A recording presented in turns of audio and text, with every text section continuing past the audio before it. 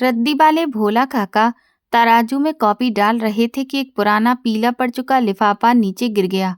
मैंने उठाया तो वो मेरे स्वर्गीय पिता अरविंद मल्होत्रा का एक खत था जो कभी भी पोस्ट नहीं हुआ था। रद्दी वाले ने वो चिट्ठी मुझे देने की कोशिश की, लेकिन मैंने उसे पढ़ लिया।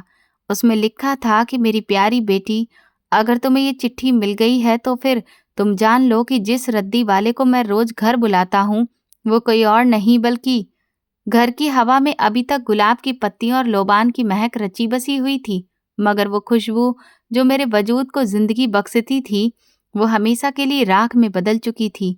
मेरे पिता अरविंद मल्होत्रा इस शहर के जाने माने बिजनेसमैन और मेरे लिए पूरी दुनिया थे। 3 दिन पहले मुझे इस भरी दुनिया में वो अकेला छोड़कर चले गए थे। उनके देहांत के बाद यह आलीशान बंगला मुझे किसी शमशान की तरह लग रहा था, जहां कोनों में उनकी यादें सिसकियां ले रही थीं।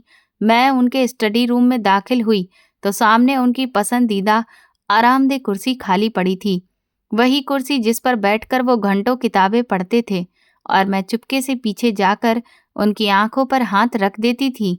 मुझे आज भी याद है जब मैं 7 साल की थी और बाहर बहुत तेज बारिश हो रही थी। बादलों की गरज से डरकर मैं रोती हुई उनके कमरे में भागी थी तो उन्होंने मुझे अपनी गोद में बिठा लिया था और कहा था, मेरी गुड़िया, जब तक तुम्हारे पापा जिंदा हैं दुनिया का कोई भी तूफान तुम्हें छू भी नहीं सकता। उनकी वो भारी और सुकून भरी आवाज मेरे डर को खत्म कर देती थी। लेकिन आज जब मैं सच में जिंदगी के सबसे बड़े तूफान यानी कि अनाथ होने का सामना कर रही थी तो मुझे दिलासा देने वाला वो सायादार पेड़ अब राख में बदल चुका था। मेरा दिल चाह रहा था कि मैं उनकी कुर्सी से लिपटकर चिल्ला चिल्ला कर रो लूं, मगर आंसू जैसे अंदर ही जम गए थे। घर में रिश्तेदारों का आना जाना कम हो चुका था और अब मैं सिर्फ अपनी तन्हाई के साथ रह गई थी। नौकरानी आकर बोली, मालकिन जी, साहब जी के कमरे की सफाई करनी है। क्या हुक्म है आपका? मैं बेख्याली में सिर हिलाकर बोली, मैं खुद करूंगी। मैं नहीं चाहती कि कोई भी गैर उन चीजों को हाथ लगाए जिन्हें पापा छुआ करते थे। मैंने हिम्मत जुटाई और लाइब्रेरी की सफाई शुरू की। किताबों की अलमारी पर धूल जम चुकी थी। ये वही किताबें थी जो पापा की जिंदगी थी। हर किताब के साथ उनकी कोई न कोई याद जुड़ी हुई थी। सफाई करते करते मेरी नज़र उन पुरानी डायरी और कागजों पर पड़ी जो अब शायद किसी काम के नहीं थे। पापा हमेशा कहते थे, आरोही, घर में फालतू चीज रखने से माहौल भारी रहता है। जो चीज काम की ना हो उन्हें बांट देना चाहिए। उनकी ये नसीहत याद आते ही मैंने फैसला किया कि पुराने अखबार और कुछ गैर जरूरी कॉपियां भी निकाल दूं ताकि कमरा थोड़ा खाली हो सके। अभी मैं ये सोच ही रही थी कि गली से जानी पहचानी आवाज आई, रद्दी वाला, कागज, कॉपियां, पुराना लोहा बेचो। यह आवाज मेरे बचपन की यादों का हिस्सा थी। ये भोला बाबा थे, एक बूढ़े कमजोर और बेहद गरीब रद्दी वाले जो पिछले 20 सालों से हमारे मोहल्ले में आते थे। मुझे याद है जब मैं छोटी थी तो गेट पर खड़े होकर उन्हें आवाज देती थी और वो अपनी साइकिल रोककर मुझे देखकर ऐसे मुस्कुराते थे जैसे मैं उनकी अपनी बेटी हूँ। उनकी आंखों में एक अजीब सी चमक होती थी। पापा अक्सर उन्हें पुराने अखबारों के बदले जरूरत से ज्यादा पैसे दे दिया करते थे और जब मैं पूछती थी कि आपने इतने पैसे क्यों दिए तो पापा मुस्कुराकर कहते, बेटा, ये गरीब जरूर है मगर इसकी आंखों में शराफत है। ये मांगता नहीं, बस मेहनत करता है। आज पापा नहीं थे मगर उनका पसंदीदा रद्दी वाला बाहर मौजूद था। मैंने नौकर को भेजकर उन्हें अंदर बुलवा लिया। थोड़ी देर बाद भोला बाबा ड्राइंग रूम के दरवाजे पर खड़े थे। उनकी हालत पहले से भी ज्यादा खस्ता थी। मटमैले कपड़े, सिर पर पुरानी पगड़ी जिसके किनारे उधड़ चुके थे और पैरों में टूटी हुई चप्पलें। लेकिन जो चीज मुझे सबसे ज्यादा अजीब लगी वो उनका चेहरा था। अंदर दाखिल होते ही उनकी नजरें दीवारों, फर्नीचर या सामान पर नहीं थी बल्कि सीधे मेरी तरफ थी।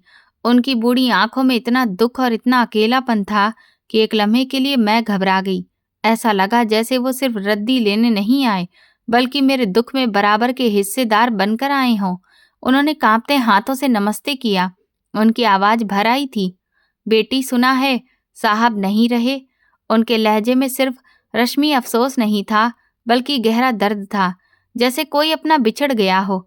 मैंने खामोशी से सिर हिलाया और इशारे से उन किताबों और कागजात के ढेर की तरफ दिखाया जिन्हें मैंने जमीन पर जमा कर रखा था। भोला बाबा ने अपनी पुरानी तराजू निकाली और जमीन पर बैठ गए। वो खामोशी से किताबें तौलने लगे, मगर मैं नोट कर रही थी कि उनके हाथ बुरी तरह कांप रहे थे। एक दो बार तो किताबें उनके हाथ से फिसल भी गईं। मैं पास ही कुर्सी पर बैठकर उन्हें देख रही थी और मेरा मन फिर से अतीत की गलियों में भटकने लगा।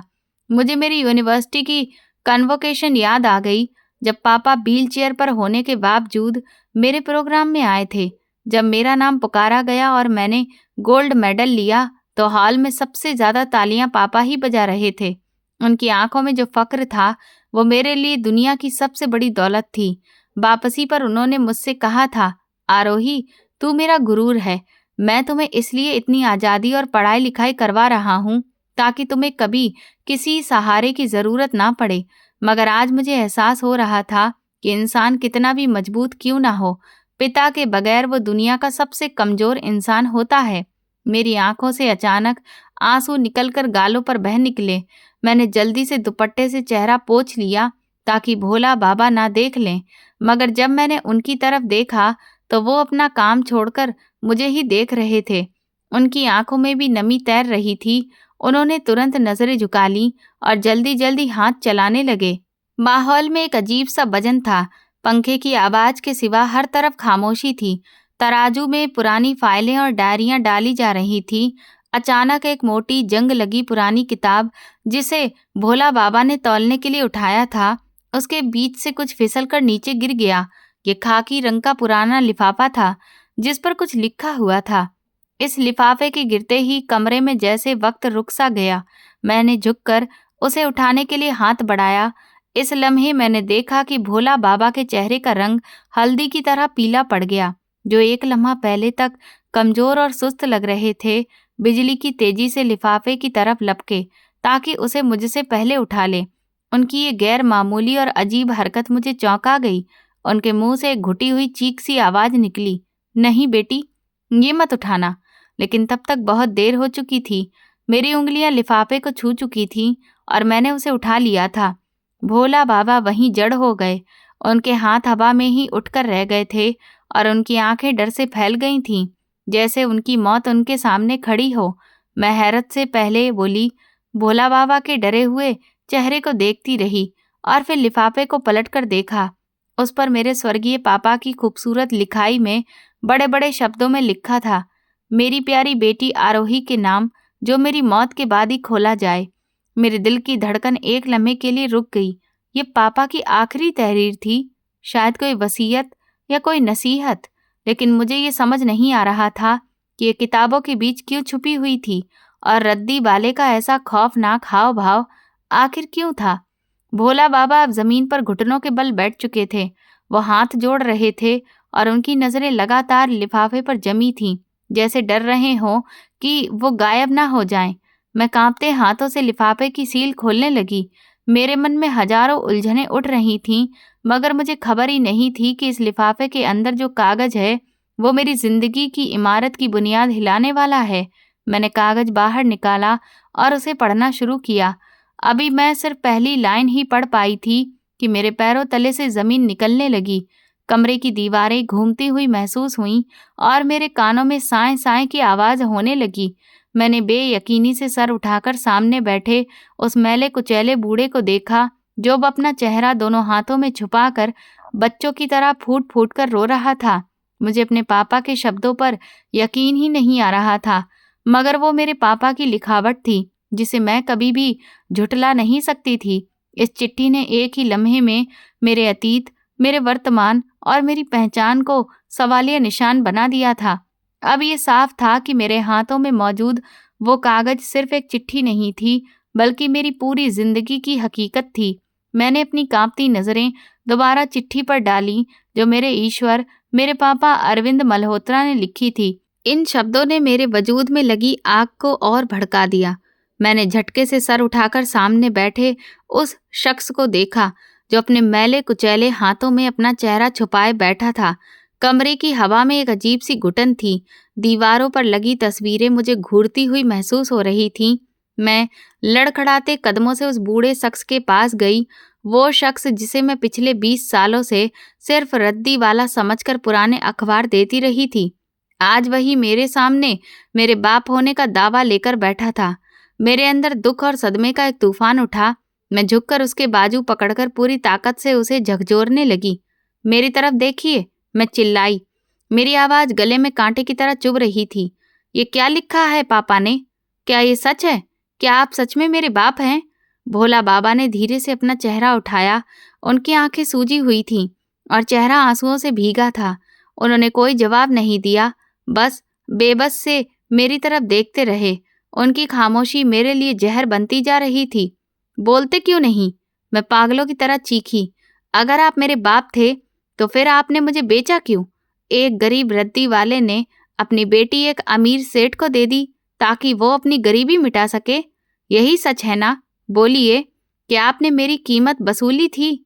मेरे शब्द खंजर बनकर उनके सीने में उतर रहे थे। ये सुनकर भोला बाबा के शरीर में एक झुरझुरी दौड़ गई। वो तड़प कर उठे और जमीन पर ही मेरे कदमों में गिर पड़े। उन्होंने मेरे दोनों पैर पकड़ लिए। नहीं बेटी, भगवान के लिए मुझ पर ये इल्जाम मत लगाओ। मैं गरीब जरूर हूँ, मैं सारी जिंदगी भीख मांग लूँ, पर मैं सौदागर नहीं हूँ। मैं अपनी औलाद का सौदा नहीं कर सकता। उनका लहजा इतना दर्दनाक था कि मेरा गुस्सा एक पल के लिए थम गया। मैं पीछे हटकर अपने पैर छुड़ाते हुए जमीन पर बैठ गई। तो फिर सच क्या है? मुझे सच जानना है। अगर आज आपने पूरी बात नहीं बताई तो मैं अपनी जान दे दूंगी। मेरी धमकी सुनकर भोला बाबा ने आंसू पोंछे। उन्होंने गहरी सांस ली और दीवार के सहारे टेक लगाकर बैठ गए। उनकी नजरें सामने कहीं खो गईं, जैसे वो अतीत की धुंध में उतर रहे हों। फिर उन्होंने कांपती आवाज में बोलना शुरू किया। बेटी, ये 25 साल पहले की बात है। मैं अरविंद साहब का रद्दी वाला नहीं, बल्कि उनकी फैक्ट्री में काम करने वाला एक मामूली मजदूर था। मेरी दुनिया बहुत छोटी थी। एक कच्ची कोठरी, मेरी पत्नी सुमन और भगवान का दिया हुआ सब्र। हमारे यहाँ औलाद नहीं थी। हम कई मंदिरों दरबारों पर मन्नत मांगते घूम रहे थे। फिर भगवान ने हमारी सुन ली और तुम हमारी जिंदगी में आई। तुम जब पैदा हुई तो चांद का टुकड़ा थी। हमने तुम्हारा नाम आरोही रखा। मैं सारा दिन फैक्ट्री में मेहनत करता और शाम को जब घर आता तो तुम्हारी मुस्कुराहट मेरी सारी थकान मिटा देती थी। हम गरीब थे, मगर दुनिया के सबसे खुश नसीब माँ बाप थे। लेकिन शायद हमारी खुशी को जमाने की नजर लग गई। वो रुके, नजरें झुका ली, फिर भारी आवाज में बोले, तुम तब सिर्फ 6 महीने की थीं जब तुम बीमार पड़ गईं। पहले हमें लगा कि ये मौसमी बुखार है। हम मोहल्ले के डॉक्टर से दवाई लेते रहे, मगर तुम ठीक नहीं हुई। तुम सांस लेने के लिए मछली की तरह तड़पती थी। तुम्हारी माँ रात भर तुम्हें गोद में लेकर बैठी रोती रहती थी। जब हालत बहुत बिगड़ गई तो मैं तुम्हें लेकर सरकारी अस्पताल की तरफ भागा। वहां लंबी लाइन थी, धक्के थे, सिफारिशें थीं। बड़ी मुश्किल से डॉक्टर ने तुम्हें देखा तो उसने कुछ टेस्ट लिख दिए। मैंने घर के बर्तन बेचकर तुम्हारा टेस्ट करवाया। रिपोर्ट्स आई तो डॉक्टर ने मेरे सर पर बम फोड़ दिया। उसने कहा, बच्ची के दिल में सुराख है और नसें सिकुड़ रही हैं। इसका तुरंत ही ऑपरेशन करना होगा, वरना ये बच नहीं पाएगी। भोला बाबा की आवाज रुंध गई। वो अपने मैले अंगोछे के दामन से आंखें साफ करने लगे। मैं खामोश बैठी सुन रही थी। मेरा दिल धक धक कर रहा था। मुझे पहली बार पता चल रहा था कि मेरी जिंदगी की शुरुआत मौत के साए में हुई थी। उन्होंने बात जारी रखी। मैंने डॉक्टर से पूछा, कितना खर्च आएगा? उसने कहा, आपको प्राइवेट अस्पताल जाना पड़ेगा और कम से कम 3 लाख रुपए लगेंगे। 3 लाख? बेटी, उस जमाने में मेरे लिए 3 लाख रुपए ऐसे थे जैसे आज के करोड़ों रुपए। मेरी महीने की कमाई बस चंद हजार रुपए थी। मैं पागलों की तरह हॉस्पिटल से निकला। मैं फैक्ट्री के मुंशी के पैर पकड़ लिए, अपने दोस्तों के दरवाजे खटखटाए। मैंने मंदिर में जाकर भी रोया, मगर गरीब की मदद करने वाला कोई भी नहीं था। हर गुजरते लम्हे के साथ तुम्हारी सांस उखड़ रही थी। तुम्हारी माँ सुमन ने अपने कानों की छोटी सी बालियां भी उतार कर मुझे दे दी, मगर वो तो ऊंट के मुंह में जीरा थी। आखिरकार जब सारे दरवाजे बंद हो गए तो मैं अपने सेठ अरविंद मल्होत्रा के बंगले पर गया। ये वही बंगला है जहां तुम आज बैठी हो। उस वक्त गेट पर खड़े चौकीदार से मैं मिन्नतें कर रहा था। भोला बाबा ने हसरत भरी नजर से कमरे की सब दीवारों को देखा। अरविंद मल्होत्रा उन दिनों बहुत परेशान रहते थे। उनके पास दौलत का अंबार था मगर औलाद नहीं थी। भाभी जी भी डिप्रेशन का शिकार थी। जब अरविंद जी की गाड़ी गेट पर आई तो मैं उनके सामने लेट गया। मैं चिल्ला चिल्ला कर कहा कि साहब, मेरी बच्ची मर रही है, मुझे पैसे दे दीजिए, मैं सारी जिंदगी आपकी गुलामी करूंगा। उन्होंने मुझे उठाया और अंदर लेकर गए। मैं बहुत खुश हुआ कि शायद भगवान ने मेरे लिए फरिश्ता भेज दिया है। मैंने उनके सामने झोली फैला दी। अरविंद साहब ने मेरी बात सुनी, फिर वो कुछ देर खामोश रहे। उनकी आंखों में एक अजीब सी चमक थी।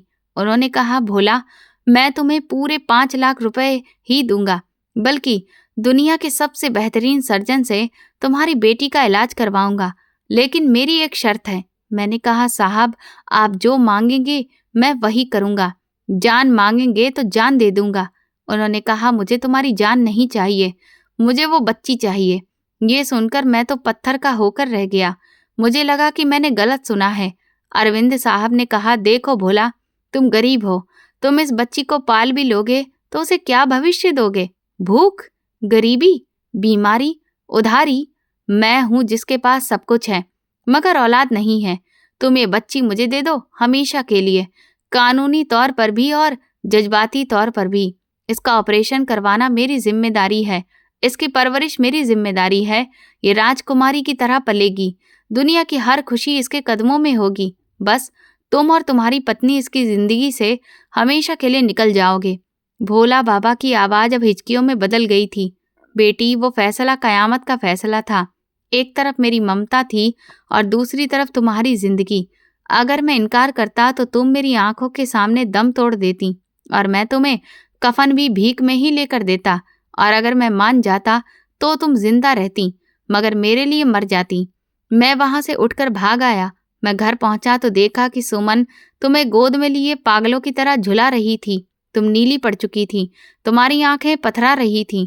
सुमन ने मेरी खाली झोली देखकर चिल्लाकर कहा, पैसे नहीं मिले ना, मेरी बच्ची मर जाएगी। भोला, कुछ करो, उसे बचा लो, चाहे तो मुझे ही बेच दो।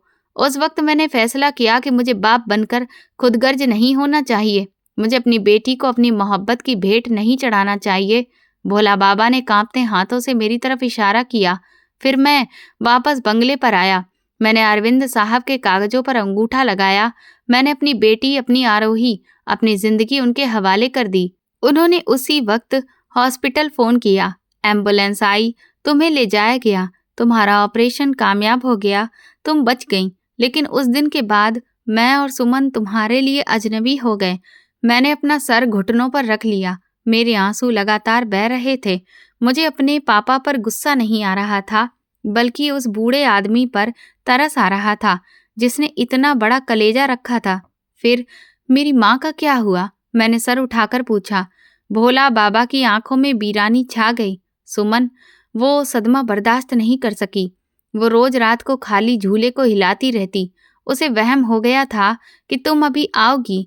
अरविंद साहब ने शर्त रखी थी कि हम लोग शहर छोड़ देंगे, मगर सुमन तुम्हें एक नज़र देखने की जिद में बिस्तर से लगी रही और 6 महीने के बाद ही वो इस दुनिया को छोड़कर चली गई। उसके मरने के बाद मैं बिल्कुल अकेला रह गया। मेरा दिल चाहा कि मैं भी मर जाऊं, मगर फिर ख्याल आया कि अगर मैं मर गया तो तुम्हें कौन देखेगा। अरविंद साहब ने मुझे तुम्हारे करीब आने से मना किया था, मगर वो ये नहीं रोक सकते थे कि मैं तुम्हें दूर से देखूं। इसीलिए मैंने ये रद्दी बाले का भेष बनाया। भोला बाबा ने अपनी पगड़ी उतारकर सीने से लगा ली। मैंने सोचा, रद्दी वाला बनकर मैं तुम्हारे घर के चक्कर लगा सकता हूँ और किसी को शक भी नहीं होगा। मैं पिछले 20 सालों से रोजाना इस गली में आता हूँ, सिर्फ इसलिए कि जब तुम सुबह यूनिवर्सिटी जाने के लिए गेट से निकलो तो मैं तुम्हें एक नज़र देख लूं। जब तुम मुझे भोला बाबा कहकर बुलाती थी तो यकीन मानो मेरे कानों में शहद घुल उठता था। मुझे लगता था कि मेरी सारी कुर्बानी वसूल हो गई है। मैंने कभी अरविंद साहब से कुछ नहीं मांगा।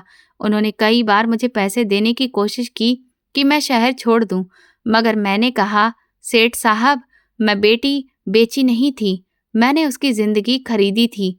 मैं उसके आस पास रहूंगा, चाहे कुत्ता बनकर ही क्यों न रहना पड़े। और वो मेरी मोहब्बत के आगे हार गए। कहानी खत्म करके बाबा खामोश हो गए। कमरे में गहरा सुकून था। मुझे अब उनके मैले कपड़ों से बदबू नहीं, बल्कि वफादारी की खुशबू आ रही थी। मैं उठी और उस महान इंसान के गले लग गई। मैंने उनके खुरदरे हाथों को अपनी आंखों से लगा लिया। बाबा, आपने मेरे लिए इतना कुछ सहा और मुझे खबर भी नहीं होने दी। हम दोनों बाप बेटी रो रहे थे। एक लंबी जुदाई के बाद खून ने खून को पहचाना था। जब हमारे आंसू कुछ रुके तो मुझे चिट्ठी का ख्याल आया। मैंने पूछा, बाबा, अगर ये राज इतने साल तक छुपा रहा तो पापा ने मरने के बाद ये चिट्ठी क्यों लिखी? उन्हें क्या जरूरत पड़ गई कि वो जाते जाते ये बम फोड़ गए? वो चाहते तो ये राज अपने साथ लेकर भी जा सकते थे। ये सुनकर भोला बाबा के चेहरे पर फिर से परेशानी की लकीरें उभर आईं। वो सीधे होकर बैठ गए। उनकी आंखों में एक नया खौफ था। हाँ बेटी, अरविंद साहब ये राज कभी ना खोलते अगर वो मजबूर ना होते। ये चिट्ठी उन्होंने सिर्फ अपने ज़मीर की सफाई के लिए नहीं लिखी, बल्कि तुम्हें एक बहुत बड़े खतरे से आगाह करने के लिए लिखी है। मैं चौंकी। खतरा? कैसा खतरा? भोला बाबा ने दाएं बाएं देखा, जैसे दीवारों के भी कान हों। फिर राज भरे लहजे में बोले, अरविंद साहब के मरने के बाद उनके छोटे भाई यानी तुम्हारे चाचा देवराज मल्होत्रा और उनका बेटा कबीर जायदाद के लिए गिद्ध बन चुके हैं। उन्हें पता था कि अरविंद साहब की कोई औलाद नहीं थी। उन्हें शक था कि तुम गोद ली हुई हो। अगर ये बात साबित हो जाती तो वो तुम्हें इस घर से धक्का देकर निकाल देते और सारी जायदाद हड़प लेते। अरविंद साहब ये जानते थे, इसीलिए उन्होंने ये चिट्ठी लिखी ताकि तुम्हें सच बता सकें। लेकिन बात सिर्फ जायदाद की नहीं है बेटी, बात वसीयत की है, जो अरविंद साहब ने इस चिट्ठी के दूसरे हिस्से में छुपा रखी है। और वही वो वजह है जिसके लिए मुझे आज तुम्हारे सामने आना पड़ा है। मैं हैरत से चिट्ठी का बाकी हिस्सा टटोलने लगी, जो अभी मैंने नहीं पढ़ा था। तभी भोला बाबा ने मेरा हाथ पकड़ लिया और कहा, इसे पूरा पढ़ो आरोही, क्योंकि असली परीक्षा अब शुरू होगी। अरविंद साहब ने मरने से पहले तुम्हारे नाम कुछ ऐसा किया है जो तुम्हारे चाचा और उसके बेटे को तुम्हारी जान का दुश्मन बना देगा। और वो राज ये है कि ये कहकर वो रुक गए। बाबा की बात सुनकर मेरे रोंगटे खड़े हो गए और मेरे वजूद में एक सनसनी सी दौड़ गई, जैसे किसी ने बर्फ का ठंडा पानी मेरे ऊपर उड़ेल दिया हो। मैंने उस मनहूस चिट्ठी को अपनी मुट्ठी में इतनी जोर से भींच लिया कि मेरे नाखून हथेली में गड़ गए। मैं कांपते हुए लहजे में बोली, बाबा, आप किस खतरे की बात कर रहे हैं? भला देवराज चाचा और उनका बेटा कबीर मेरा क्या बिगाड़ लेंगे? मेरे पास पापा की कानूनी वसीयत मौजूद है। तमाम सरकारी कागजात मेरे अधिकार में हैं और कानून की नज़र में मैं ही उनकी इकलौती वारिस हूँ। बाबा के चेहरे पर हवाइयाँ उड़ रही थीं। उन्होंने बड़ी बेचैनी और डर से कमरे की खिड़की से बाहर झांका, जैसे उन्हें डर हो कि कोई दीवारों से कान लगाकर हमारी बातें सुन रहा है या कोई साया हमारा पीछा कर रहा है। फिर वो दबे पांव मेरे करीब आए और इतनी धीमी आवाज में बोले कि उनकी सांसों की आवाज भी मुझे सुनाई दे रही थी। उन्होंने कहा, बेटी, तुम अभी दुनिया की चालाकियों से वाकिफ नहीं हो। कानून सिर्फ वही देखता है जो कागज पर लिखा होता है, और कागजों में अरविंद साहब ने तुम्हें अपनी सगी बेटी लिखवाया हुआ है। लेकिन सच तो कुछ और है, और सच को छुपाना उतना आसान नहीं होता जितना लगता है। तुम्हारे चाचा और उनका शातिर बेटा पिछले कई महीनों से इसी खोज में थे। वे अरविंद साहब की दौलत पर सांप बनकर बैठना चाहते थे, और उन्हें हमेशा से शक था कि अरविंद साहब की कोई औलाद नहीं हो सकती, क्योंकि भाभी बांझ थीं। वे सिर्फ मौके की तलाश में थे। आज सुबह जब मैं अपनी रेड़ी लेकर सब्जी लेने बाजार गया तो कचहरी के पास मैंने कबीर को अपने खानदानी वकील से फोन पर बात करते सुना। वो बहुत जोश में था और कह रहा था, वकील साहब, हमें वो पुराना सबूत मिल गया है जहां से हम सच निकाल लेंगे। सिटी केयर हॉस्पिटल का रिकॉर्ड रूम। ये सुनकर मैं चौंक गया, क्योंकि सिटी केयर हॉस्पिटल का नाम सुनते ही मेरे मन में खतरे की घंटी बज उठी। ये वही हॉस्पिटल है जहां आज से 20 साल पहले तुम्हारे दिल का ऑपरेशन हुआ था, और जहां तुम्हारी जिंदगी का सौदा किया गया था, जो इस चिट्ठी में भी लिखा है। बाबा की आवाज में डर साफ झलक रहा था। उनकी आंखें फैल गई थीं। उन्होंने मेरा ठंडा हाथ अपने दोनों हाथों में लेकर कहा, बेटी, अरविंद साहब ने तुम्हारा बर्थ सर्टिफिकेट, पहचान पत्र और बाकी सारे कागजात बहुत ही काबिल तरीके से बनवा लिए थे, और दुनिया को यकीन दिला दिया था कि तुम उनकी बेटी हो। वो सब मौजूद हैं, लेकिन इंसान कहीं न कहीं गलती कर ही जाता है। अस्पताल के पुराने और धूल भरे रिकॉर्ड में एक फाइल अभी भी दबी हुई है, फाइल नंबर 304। ये वही फाइल है जिसमें तुम्हारी पैदाइश और बीमारी का कच्चा चिट्ठा है। उसी फाइल में तुम्हारे एडमिट होने का फॉर्म मौजूद है, जिसके गार्जियन के खाने में अरविंद साहब का नाम नहीं, बल्कि मेरा नाम भोला लिखा है और दस्तखत की जगह मेरा अंगूठा लगा है। साथ ही वो इकरारनामा और स्टाम्प पेपर की कॉपी भी इसी फाइल का हिस्सा है, जिसमें मैंने तुम्हें अपनी खुशी से अरविंद साहब के हवाले किया था और अपने फर्ज से अलग हुआ था। अगर वो फाइल तुम्हारे चाचा के हाथ लग गई तो उन्हें किसी और सबूत की जरूरत नहीं पड़ेगी। वे भरी अदालत में वो कागज लहराकर साबित कर देंगे कि तुम अरविंद साहब का खून नहीं, बल्कि एक मजदूर की खरीदी हुई बेटी हो। फिर ना सिर्फ तुम जायदाद से हाथ धो बैठोगी, बल्कि सड़क पर भी आ जाओगी। बल्कि सबसे बड़ा नुकसान ये होगा कि अरविंद साहब के मरने के बाद उन पर फ्रॉड, जालसाजी और धोखाधड़ी का बदतर दाग लग जाएगा और दुनिया उन पर थूकेगी।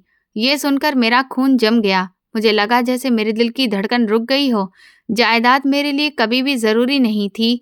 दौलत तो आने जाने वाली चीज है, मगर पापा की इज्जत मेरे लिए सब कुछ थी।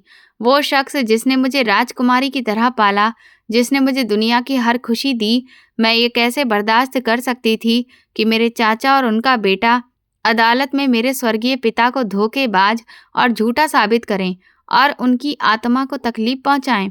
मेरी आंखों के सामने अंधेरा छाने लगा, मगर उसी अंधेरे में एक प्रतिज्ञा की चिंगारी भड़क उठी। मैंने तुरंत फैसला कर लिया, मैं हाथ पर हाथ धरकर तमाशा नहीं देखूंगी। मैंने भोला बाबा की तरफ देखा और दृढ़ लहजे में कहा, बाबा, हमें वो फाइल हर कीमत पर हासिल करनी होगी, इससे पहले कि कबीर और उसका वकील वहां पहुंचे। वक्त बहुत कम है, हमें अभी इसी वक्त निकलना होगा। मैं तेजी से मुड़ी और टेबल से अपनी गाड़ी की चाबी उठाई। भोला बाबा हिचकिचाए और एक कदम पीछे हट गए। उनके चेहरे पर वही पुरानी गरीबी वाली लकीर थी। वो बोले, बेटी, मैं तुम्हारे साथ तुम्हारी इतनी बड़ी गाड़ी में कैसे बैठ सकता हूँ? लोग देखेंगे तो क्या कहेंगे? अरविंद सेठ जी की बेटी एक मैला ढोने वाले रद्दी वाले को साथ गाड़ी में बिठाकर घूम रही है। मैंने उनकी बात काट दी। आगे बढ़कर उनका वो मिला जुला खुरदरा हाथ पकड़कर खींच लिया। मेरी आंखों में आंसू और गुस्सा दोनों थे। मैंने कहा, भाड़ में जाएं लोग और भाड़ में जाए दुनिया। आप मेरे पिता हैं, आपने मेरे लिए कुर्बानी दी है और अब बारी मेरी है। अब हमें एक दूसरे को बचाना है। चलिए मेरे साथ। मेरी उस जज्बाती पुकार ने उन्हें झिंझोड़ा और उनकी झिझक को तोड़ दिया। वो सर झुकाकर मेरे साथ चल पड़े। हम पोर्च में खड़ी गाड़ी में बैठे और मैंने गाड़ी हवा से बातें करती रफ्तार से गेट से बाहर निकाल दी। शाम का साया गहरा हो रहा था और आसमान पर काले बादल छाए हुए थे, जैसे कुदरत भी हमारे उस खुफिया मिशन में हमारे साथ हो। मैंने गाड़ी का रुख शहर के पुराने इलाके की तरफ मोड़ दिया, जहां सिटी केयर हॉस्पिटल बना था। मेरी पकड़ स्टीयरिंग व्हील पर इतनी सख्त थी कि मेरे हाथ की पूरी खाल सफेद पड़ गई थी। ट्रैफिक का शोर मुझे सुनाई नहीं दे रहा था। मेरे कानों में सिर्फ कबीर की वो हंसी गूंज रही थी, जो वो अक्सर मुझे देखकर हंसा करता था। यह हॉस्पिटल अब सालों से बंद हो चुका था और एक नई बिल्डिंग में ट्रांसफर हो गया था, मगर पुरानी बिल्डिंग अभी भी वहीं मौजूद थी, वीरान और भूत बंगला बनी हुई। रास्ते में बाबा काफी आवाज में मुझे बताते रहे कि पुराना रिकॉर्ड रूम तहखाने में है, जहां अब कोई नहीं जाता और जहां सांपों और बिच्छुओं का बसेरा है। मेरा दिल सीने में हथौड़े की तरह बज रहा था। ये सिर्फ एक कागज के टुकड़े की जंग नहीं थी, ये मेरी पहचान, मेरे अतीत और मेरे दोनों पिताओं की इज्जत की जंग थी। अगर आज हम हार गए तो सब कुछ मिट्टी में मिल जाएगा। तकरीबन आधे घंटे की तेज ड्राइविंग के बाद हम वहां पहुंचे। वहां गहरा अंधेरा फैल चुका था और स्ट्रीट लाइट्स भी खराब थीं। हॉस्पिटल की बिल्डिंग किसी भूतिया बंगले के ढांचे की तरह हमारे सामने खड़ी थी। उसकी खिड़कियां टूटी हुई थीं और दीवारों से प्लास्टर उखड़ चुका था। गेट पर एक बूढ़ा और लाचार चौकीदार लालटेन जलाए नींद में उबासी ले रहा था। हम गाड़ी से उतरे। बाबा ने उसे अपने पुराने रिश्ते का वास्ता दिया, उसे याद दिलाया कि वो यहाँ आते जाते रहते थे, और फिर उसकी मुट्ठी में कुछ पैसे दबा दिए। तब जाकर उसने बेईमानी से छोटा दरवाजा खोला और हमें हिदायत दी, कि बहुत ज़्यादा अंदर मत जाना, वहाँ खतरा है, मगर हमने उसकी बात अनसुनी कर दी। हम मोबाइल की टॉर्च जलाकर अंदर दाखिल हुए। अंदर का नज़ारा दिल दहला देने वाला था। मिट्टी की बहुत मोटी परत, कई सारे मकड़ी के जाले, फिनाइल की पुरानी बू और सीलन की बदबू ने हमारा स्वागत किया। हर कदम पर हमारे जूते की आवाज़ बहुत तेज गूंज रही थी, जैसे कोई हमारा पीछा कर रहा हो। बाबा आगे आगे थे और मैं उनके पीछे। उनकी कमर झुकी हुई थी, मगर कदमों में अजीब सी फुर्ती थी, जो शायद बेटी को बचाने की तड़प से आई थी। हम लंबी और अंधेरी गैलरी से गुजरते हुए सीढ़ियों की तरफ बढ़े, जो नीचे तहखाने में जाती थी। सीढ़ियाँ टूट फूट का शिकार थीं और वहाँ घुप अंधेरा था। मेरे दिल की धड़कन बहुत तेज हो रही थी। मुझे लग रहा था कि अंधेरे से कोई हाथ निकलेगा और मुझे खींच लेगा। हम नीचे पहुंचे तो वहाँ लोहे की बड़ी बड़ी अलमारियां एक कतार में रखी थीं, जिन पर जंग लगी हुई थी और हर तरफ मकड़ी के बड़े बड़े जाले फैले हुए थे। हवा में अजीब सी बू थी, जिसकी वजह से सांस लेना बहुत मुश्किल हो रहा था। बाबा ने हाँफते हुए और खांसते हुए कहा, जल्दी करो बेटी, अलमारी नंबर 3 ढूंढो, उसी साल का रिकॉर्ड वहीं होगा। हम दोनों पागलों की तरह टॉर्च की रोशनी में अलमारियों के नंबर पढ़ने लगे। धूल मिट्टी से मेरी सांस घुट रही थी। मेरे महंगे कपड़े खराब हो रहे थे, दुपट्टा कहीं उलझ गया था, मगर मुझे होश नहीं था। मेरी नज़रें बस अलमारी नंबर 3 को तलाश कर रही थीं और फिर वो अलमारी मिल गई, मगर उसका लॉक जंग की वजह से जाम था। मैंने और बाबा ने मिलकर पूरी ताकत लगाई और एक जोरदार झटके से दरवाज़ा खुला। अंदर सैकड़ों फाइलें ठुसी हुई भरी पड़ी थीं। हमने एक एक करके फाइलों को उलटना पलटना शुरू किया। वक्त तेजी से गुजर रहा था। हर गुजरा लम्हा मौत की तरह सिर पर मंडरा रहा था। मैं 301, 302 की फाइलें निकालकर जमीन पर फेंक रही थी कि अचानक बाहर से किसी गाड़ी के तेजी से रुकने और ब्रेक लगने की आवाज़ आई। उसके बाद भारी कदमों की आहट और मर्दाना आवाज़ें सुनाई दी, जो ऊपर सीढ़ियों से आ रही थीं। बाबा का हाथ रुक गया। उन्होंने खौफजदा आंखों से मेरी तरफ देखा। उनका चेहरा सफ़ेद पड़ गया था। उन्होंने कांपते होठों से कहा, वो लोग आ गए हैं, कबीर आ गया है बेटी। मेरे हाथ पैर ठंडे पड़ गए। मैंने धीमे से कहा, बाबा हमें छुपना होगा, शायद अलमारी के पीछे या किसी कोने में। मगर बाबा ने इनकार में सिर हिलाया और कहा, नहीं बेटी, अगर हम छुप गए तो वो फाइल ढूंढ लेंगे और ले जाएंगे। हमें अपना काम खत्म करना है। ढूंढो आरोही, जल्दी। ये सुनकर मुझमें न जाने कहाँ से हिम्मत आ गई। मेरे हाथ मशीन की तरह चलने लगे। ऊपर से आवाज बिल्कुल पास आती जा रही थी। कबीर चिल्ला रहा था, चौकीदार ने कहा है कि अंदर कोई है, देखो कौन है। शायद कोई हमारे खेल की रुकावट हो, पकड़ो उसे। टॉर्च की रोशनी सीढ़ियों पर नाचने लगी। मेरी सांस गले में अटकी हुई थी। अचानक मेरी नज़र एक बहुत ही पुरानी पीली पड़ी हुई फाइल पर पड़ी, जिसके कोने मुड़े हुए थे। उस पर धीमी रोशनी पड़ी तो लिखा था, फाइल नंबर 304, मरीज आरोही, डॉटर ऑफ भोला। मेरे मुंह से दबी हुई चीख निकली, बाबा। मैंने उसे खींच लिया। मैंने अपने हाथों से उसे खोला तो अंदर वही कागजात थे, वही इकरारनामा जिस पर बाबा का अंगूठा लगा था और अरविंद पापा के दस्तखत थे। ये वही सबूत था जो मेरी जिंदगी बर्बाद कर सकता था। बाबा ने फौरन अपनी जेब से माचिस की डिब्बी निकाली और उसे जलाने की कोशिश की, मगर डर और दहशत से उनके हाथ इस कदर कांप रहे थे कि तीली जल ही नहीं रही थी। एक तीली टूटी, दूसरी गिर गई। कदमों की आवाज़ अब बिल्कुल दरवाजे पर थी। टॉर्च की तेज रोशनी हम पर पड़ी। मैं झपटकर बाबा के कांपते हाथों से माचिस ली और रगड़ी। तीली भड़की और ठीक उसी वक्त कबीर और उसके 2 हथियारबंद साथी कमरे में दाखिल हुए। टॉर्च की रोशनी सीधा मेरे चेहरे और मेरे हाथ में मौजूद फाइल पर पड़ी। कबीर ने मुझे और मेरे पास खड़े रद्दी वाले को देख लिया। उसकी नज़र मेरे हाथ की फाइल और जलती तीली पर पड़ी और वो शातिर इंसान 1 सेकंड में सब समझ गया। वो पागलों की तरह मेरी तरफ लपका और चिल्लाया, रुक जाओ आरोही, वो फाइल मुझे दे दो, वरना मैं तुम्हें जान से मार दूंगा। लेकिन अब बहुत देर हो चुकी थी। मैंने एक पल गवाए बिना वो जलती हुई तीली फाइल के सूखे पुराने पीले कागजों को लगा दी। सालों पुराने बासी कागज बारूद की तरह भड़क उठे। आग ने फौरन फाइल को अपने लपेटे में ले लिया। कबीर ने आगे बढ़कर आग बुझाने की कोशिश की और मुझे जोर से धक्का दिया। मैं भोला बाबा के ऊपर जा गिरी और मेरा सर फर्श से टकराया। फाइल जमीन पर गिरकर जल रही थी। कबीर उसे पैरों से बुझाने और कुचलने की कोशिश कर रहा था, लेकिन कागज राख बनकर बिखर रहे थे। जरूरी दस्तखत और अंगूठे के निशान जलकर काले हो चुके थे। कमरे में धुआं भर गया, जिससे सबको खांसी आने लगी। जब कबीर को यकीन हो गया कि अब कुछ भी नहीं बचा है, तो वो गुस्से से पागल हो गया। उसने मेरा बाजू बेदर्दी से पकड़कर मुझे खड़ा किया और मेरे चेहरे के करीब आकर चिल्लाया कि तुमने ये क्या कर दिया? तुम जानती हो कि ये क्या था? ये तुम्हारी बर्बादी का परवाना था जिसे तुमने जला दिया। और ये 2 कौड़ी का रद्दी वाला यहाँ क्या कर रहा है?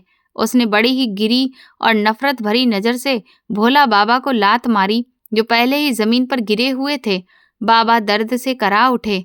अपने बाप को यूं बेइज्जत होते देखकर मुझे बहुत तेज गुस्सा आया। मेरा डर खत्म हो गया। मैं एक झटके से अपना बाजू कबीर की गिरफ्त से छुड़ाया और शेरनी की तरह उसके सामने चट्टान बनकर खड़ी हो गई। मैंने उंगली उठाकर वार्निंग दी कि खबरदार कबीर, इस आदमी को हाथ भी मत लगाना, वरना मुझसे बुरा कोई नहीं होगा। मैंने झुककर बाबा को सहारा देकर उठाया। उनके कपड़े मिट्टी से सन गए थे, मगर मेरी नज़र में वो किसी राजा से कम नहीं थे। कबीर ने ताने मारे और जहरीली हंसी हंसते हुए कहा, क्यों, ऐसी क्या हमदर्दी है तुम्हें इस सड़क छाप भिखारी से? कहीं ऐसा तो नहीं कि मेरे पापा का शक बिल्कुल सही था और तुम्हारा कोई गहरा और नाजायज रिश्ता इससे है? उसकी ये घटिया बात सुनकर मेरा दिल चाहा कि उसके मुंह पर तमाचा मार दूं। मैं बाबा के कांपते कंधे पर हाथ रखे थी ताकि उन्हें हिम्मत दूं और कबीर की आंखों में आंखें डालकर पूरी ताकत के साथ कहा कि हाँ, रिश्ता है, बहुत गहरा रिश्ता है। ऐसा रिश्ता जो तुम्हारी सोच से भी ज्यादा पवित्र है। मगर वो रिश्ता क्या है, ये जानने के लिए तुम्हें सबूत चाहिए था, कागज चाहिए था, और वो सबूत वहां तुम्हारे पैरों में जलकर राख हो चुका है। अब तुम जो चाहो कर लो, जितने वकील करने हैं कर लो। कोर्ट में मैं ही अरविंद मल्होत्रा की बेटी रहूंगी, क्योंकि अब तुम्हारे पास कोई सबूत नहीं है। तुम खाली हाथ आए थे और खाली हाथ जाओगे। कबीर दांत पीस कर रह गया। उसका चेहरा गुस्से से तमतमाया हुआ था। वो जानता था कि वो हार चुका है और अब उसके पास कोई कानूनी दस्तावेज नहीं बचा था। वो अपने साथियों के साथ मुड़ा, मगर दरवाजे पर पहुंचकर वो रुका और धीमे से मुड़ा। उसके होठों पर एक शैतानी मुस्कुराहट थी, जिसने मुझे और बाबा को दोबारा से एक पल के लिए पत्थर कर दिया। वो बोला, ठीक है आरोही, तुमने बहुत होशियारी दिखाई। तुमने कागज जला दिया, लेकिन तुम एक चीज भूल गई जो साइंस ने हमें दी है। अस्पताल के रिकॉर्ड में तो आपका नाम मिट गया, कागज जल गए, लेकिन तुम्हारे शरीर में दौड़ने वाला खून नहीं बदल सकता। डीएनए कभी झूठ नहीं बोलता। मैं कल ही अदालत में तुम्हारे डीएनए टेस्ट की दरख्वास्त करूंगा। फिर देखते हैं कि तुम्हारा डीएनए अरविंद मल्होत्रा से कैसे मैच होता है और इस रद्दी वाले से तुम्हारा क्या रिश्ता निकलता है। साइंस को तुम आग नहीं लगा सकती। ये कहकर वो जोरदार ठहाका लगाता हुआ वहां से चला गया। उसके जाने के बाद वहां सिर्फ खामोशी और धुआं रह गया। मैं वहीं स्तब्ध रह गई, जैसे किसी ने मेरे पैरों में बेड़ियां डाल दी हों। बाबा ने मेरा ठंडा हाथ पकड़ लिया। उनका चेहरा सफेद पड़ चुका था और आंखों में वही पुरानी बेबसी लौट आई थी। उन्होंने कांपती आवाज में कहा, बेटी, अब क्या होगा? ये डीएनए क्या बखेड़ा है? ये तो सब सच उगल देगा। हम तो कुएं से निकलकर खाई में गिर गए, हम फिर फंस गए। अब अरविंद साहब की इज्जत कैसे बचेगी? उनका डर बिल्कुल सही था। कागज जलाया जा सकता था, मगर खून बदला नहीं जा सकता था। मैंने गहरी और बोझिल सांस ली। मेरे दिमाग में आंधियां चल रही थीं, लेकिन फिर मुझे एहसास हुआ कि अब छुपाने का वक्त गुजर चुका है, अब लड़ने का वक्त है। अब हमारे पास सिर्फ एक रास्ता बचा था, एक बहुत खतरनाक, मुश्किल और जज्बातों से भरा रास्ता, जो शायद बाबा को पसंद न आए और जिसमें बेइज्जती होने का डर भी था, मगर वही सच्चाई का रास्ता था। मैंने बाबा का हाथ दबाया और फैसला लेते हुए सोचा कि अब जो होगा अदालत के कटघरे में होगा और पूरी दुनिया देखेगी कि एक बेटी किस हद तक जा सकती है। कबीर की धमकी के बाद हम वहां खड़े थे, जहां आगे कुआं और पीछे खाई। डीएनए टेस्ट का डर मेरे सिर पर लटका हुआ था और बाबा की आंखों में वो पुराना खौफ लौट आया था, जो 20 साल पहले मेरी जिंदगी के सौदे के वक्त था, वो मेरा हाथ पकड़कर बार बार कह रहे थे, बेटी अब क्या होगा, वो लोग अरविंद साहब की इज्जत भी उछालेंगे और तुम्हें भी सड़क पर ले आएंगे। वो अपनी जगह सही थे, क्योंकि कानून जज्बात नहीं सबूत मानता है और साइंस झूठ नहीं बोलती। हम वीरान हॉस्पिटल से निकलकर गाड़ी में बैठे तो रास्ते भर एक भारी खामोशी छाई रही। मैं ड्राइविंग सीट पर बैठी सड़क को नहीं बल्कि अपने भविष्य को देख रही थी, जो धुंधला हो चुका था। घर पहुंचकर मैंने बाबा को गेस्ट रूम में बिठाया और खुद अपने कमरे में बंद हो गई। सारी रात मैं सोचती रही कि मुझे क्या करना चाहिए। क्या मैं कबीर से लड़ूं? क्या मैं जाली रिपोर्ट बनवाऊं? या फिर मैं अपने पापा की इज्जत बचाने के लिए चुपके से सब कुछ छोड़कर भाग जाऊं? लेकिन फिर मेरी नज़र दीवार पर लगी पापा की तस्वीर पर पड़ी। उनकी मुस्कुराती आंखें मुझसे कह रही थीं, आरोही, मैंने तुम्हें शेरनी की तरह पाला है, तुम भागने वाली नहीं हो। इसी लम्हे मेरे दिल ने फैसला कर लिया, एक ऐसा फैसला जो शायद दुनिया की नज़र में बेवकूफ़ी था, मगर मेरी नज़र में यही सही था। मैंने तय कर लिया कि अब मैं कोई झूठ नहीं बोलूँगी, मैं अपनी पहचान नहीं छुपाऊंगी। अगर जायदाद की कीमत मेरा असली पिता है, तो मैं इस जायदाद को ठोकर मार दूंगी। अगली सुबह सूरज निकलने से पहले मैं तैयार थी। मैंने बाबा को बताया कि आज हम वकील साहब के पास नहीं जाएंगे, बल्कि सीधा अदालत जाएंगे, क्योंकि कबीर ने आज ही केस फाइल करने की धमकी दी थी। बाबा घबरा गए कि बेटी तुम क्या करने वाली हो। मैंने उनके खुरदरे हाथों को पकड़कर बोली कि आज आपको सर झुकाने की जरूरत नहीं, आज आपका सर गर्व से ऊंचा होगा। हम अदालत पहुंचे तो वहां का माहौल बहुत ज्यादा स्ट्रेसफुल था। कबीर और चाचा जी पहले से वहां मौजूद थे। उनके चेहरों पर एक जीत भरी मुस्कुराहट थी। उनके साथ महंगे वकीलों की फौज थी, जो हमें देखकर तंजिया नजरों से मुस्कुरा रहे थे। कबीर मेरे पास आया और धीरे से बोला कि अभी भी वक्त है आरोही, चुपचाप घर की चाबियां मेरे हवाले कर दो और यहाँ से निकल जाओ, वरना आज अदालत में ये साबित हो जाएगा कि तुम एक रद्दी बाले की बेटी हो और अरविंद मल्होत्रा ने सारी उम्र धोखा दिया है। उसकी बात सुनकर मेरे तन बदन में आग लग गई, मगर मैं खामोश रही।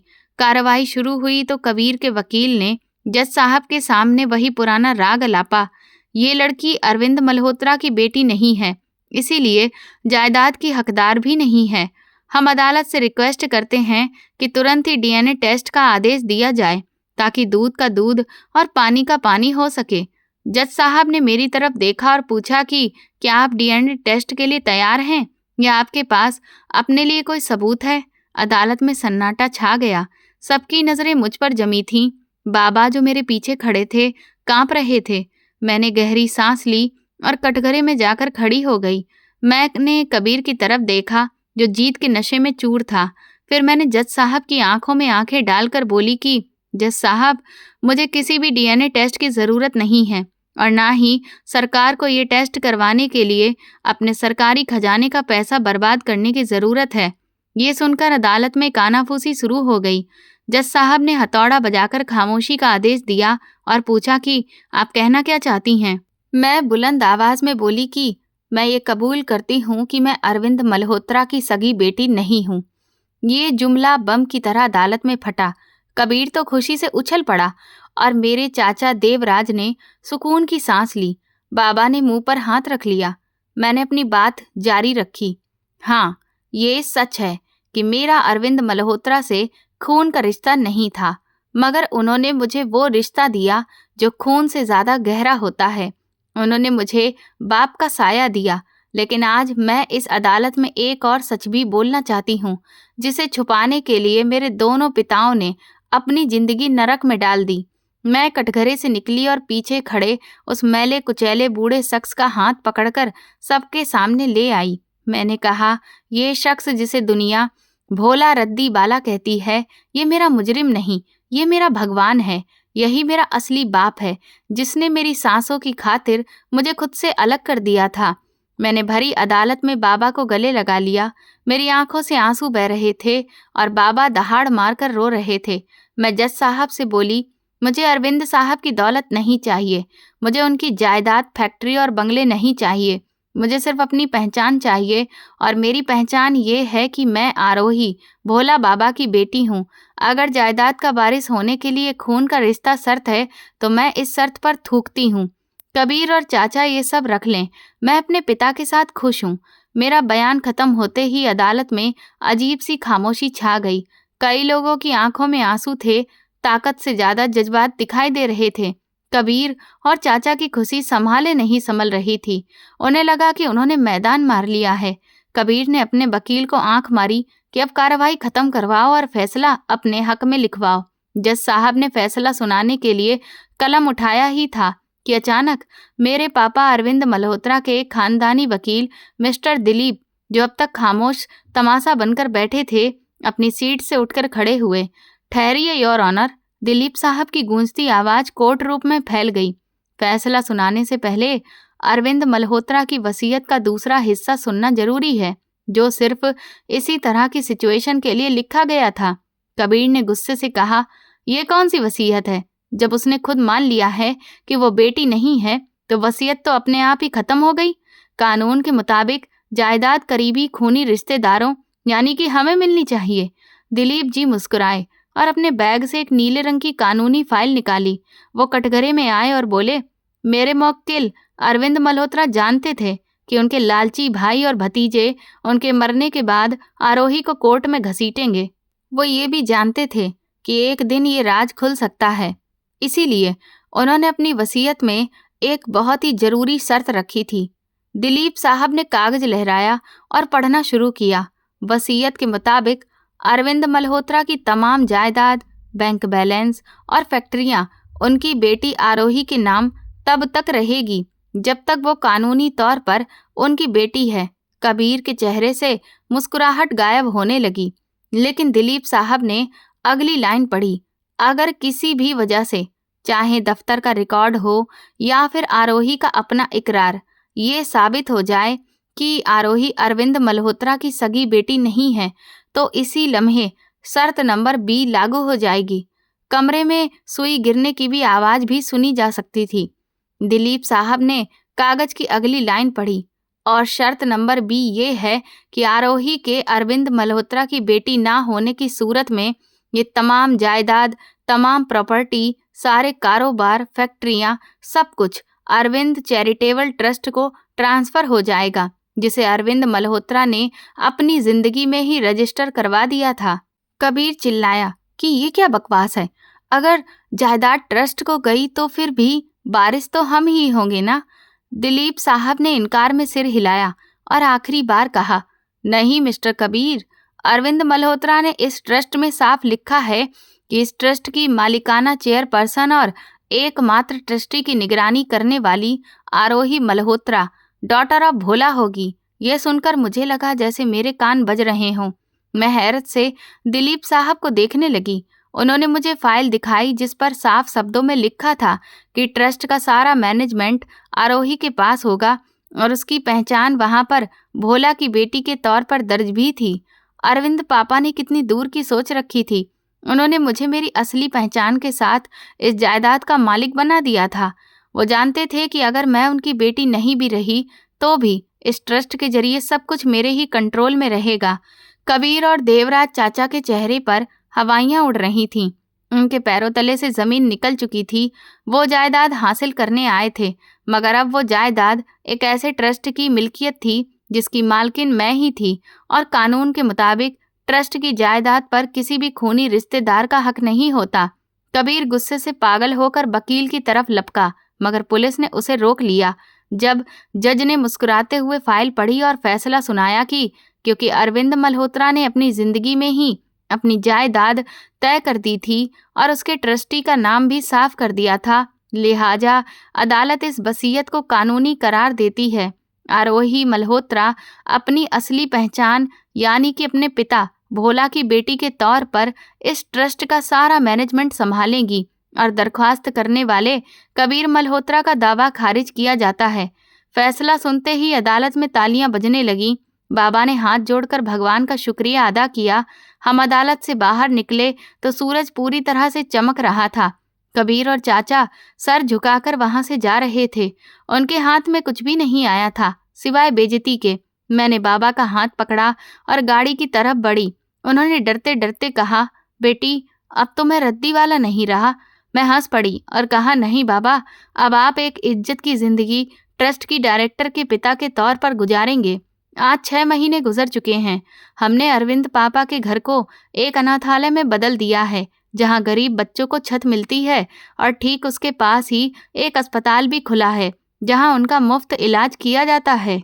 मैं और बाबा रोज वहां जाते हैं। वो कोई पैसे नहीं लेते, वेतन नहीं लेते, बल्कि अनाथ बच्चों को कहानी सुनाते हैं और उनकी देखभाल करते हैं। पापा की तस्वीर मेरे ऑफिस में लगी है और बाबा मेरे सामने बैठे होते हैं। मैंने अपनी जिंदगी में 2 पिता पाए थे। एक ने मुझे जीना सिखाया और दूसरे ने मेरे लिए जीना छोड़ दिया था। और आज मैं इन दोनों की बेटी बनकर सर उठाकर जी रही हूँ। ये सच है कि खून के रिश्ते कम नहीं होते, लेकिन दिल का रिश्ता भी कम नहीं होता। तो दोस्तों, आपको हमारी ये कहानी कैसी लगी? प्लीज़ मुझे कमेंट सेक्शन में ज़रूर बताएं। मेरे चैनल को सब्सक्राइब कर वीडियो को लाइक कर दें और इस वीडियो को हाइप भी दें। और ऐसी और भी रोमांचक कहानियाँ सुनने के लिए मेरे चैनल के साथ बने रहें। धन्यवाद।